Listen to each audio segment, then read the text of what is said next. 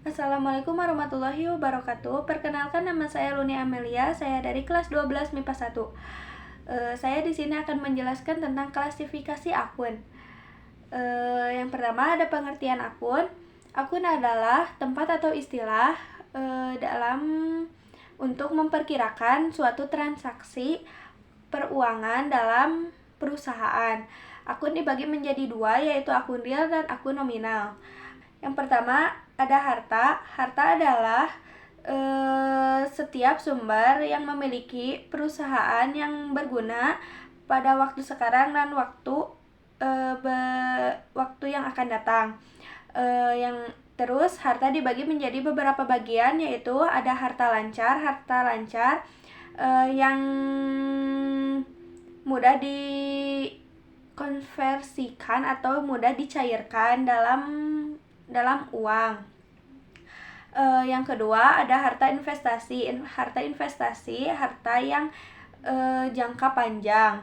Penanaman modal yang jangka panjang lebih dari 1 bulan.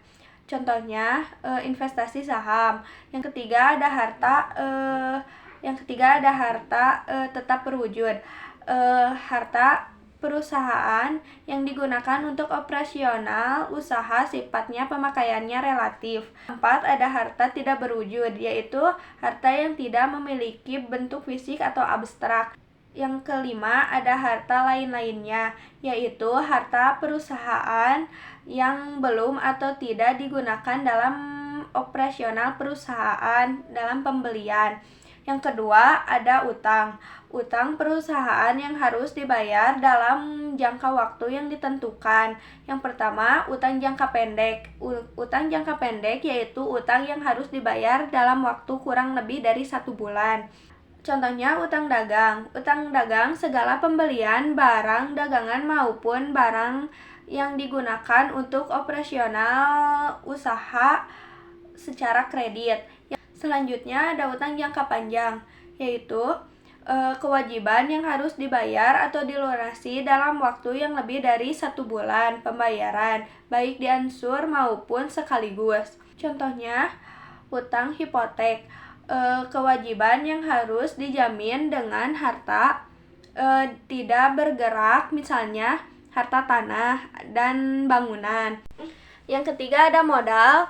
Modal yaitu hak milik atau kekayaan pemilik perusahaan, yaitu sebesar selisih antara total harta dengan hutang perusahaan.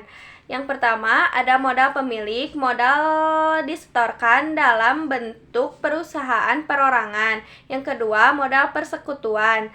Modal yang disetorkan dalam bentuk perusahaan persekutuan. Yang ketiga modal saham. Modal saham yang dimiliki investor berupa pemilik saham perusahaan. Selanjutnya ada akun nominal, yaitu akun nominal yang digunakan untuk mencatat sumber-sumber penghasilan penyebab beban-beban ekonomi.